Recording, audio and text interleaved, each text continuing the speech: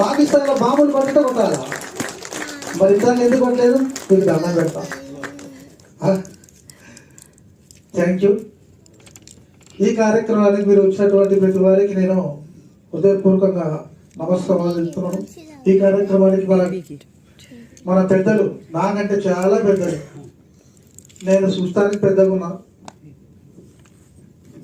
వారికి ముందుగా చిన్నారావు గారికి మరి పేర్లు తెలియదు, మన్నించండి.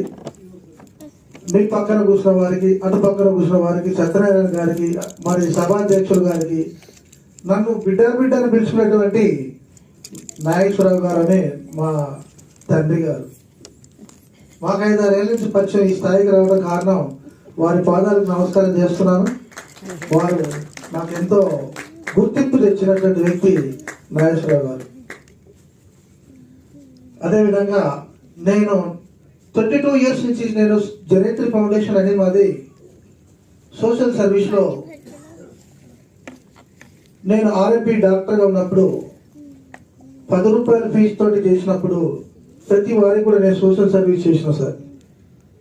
22 ఏళ్ళ నుంచి ఆంధ్రప్రదేశ్, తెలంగాణ పలు రాష్ట్రాలలో కూడా ఫౌండేషన్కు సంబంధించినటువంటి మా చైర్మన్ గారు డాక్టర్ మునీర్ గారు, వారి ద్వారా మేమెంతో ముందుకు పోయి కార్యక్రమం చేస్తున్నటువంటి వ్యక్తి.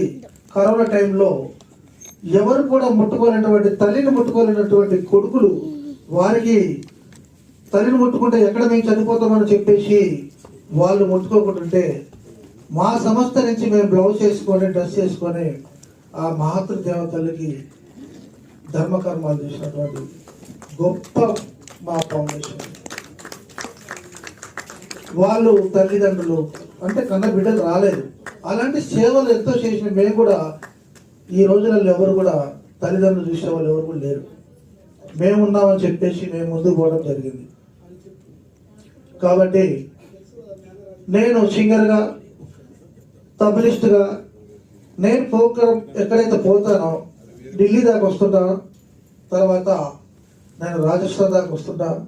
ప్రతి ప్రోగ్రామ్స్లలో నేను ఆల్ ఇన్స్ట్రుమెంట్ ప్లే చేసే వ్యక్తిగా నాకు వచ్చేటువంటి 40-50 వేలలో మాట్లాడుకున్నా మా టార్గెట్ 60-70 వేలు ఉంటుంది. దాంట్లో వచ్చేటువంటి వ్యక్తి మాకు వచ్చేటువంటి అమౌంట్ ఎంత అవుతుందో నా వ్యక్తిగతంగా వచ్చేటువంటి అమౌంట్ మా జిల్లాలో, సూర్యాపేట జిల్లాలో కలెక్టర్ గారికి అకౌంట్లో పడుతుంటుంది, నల్గొండ జిల్లాలో కలెక్టర్ గారి అకౌంట్లో పడుతుంటుంది, హైదరాబాద్, సికింద్రాబాద్ అనాథాశ్రమ అకౌంట్లో పడుతుంటుంది సార్. నేను 1 రూపాయి కూడా తీసుకోను సార్.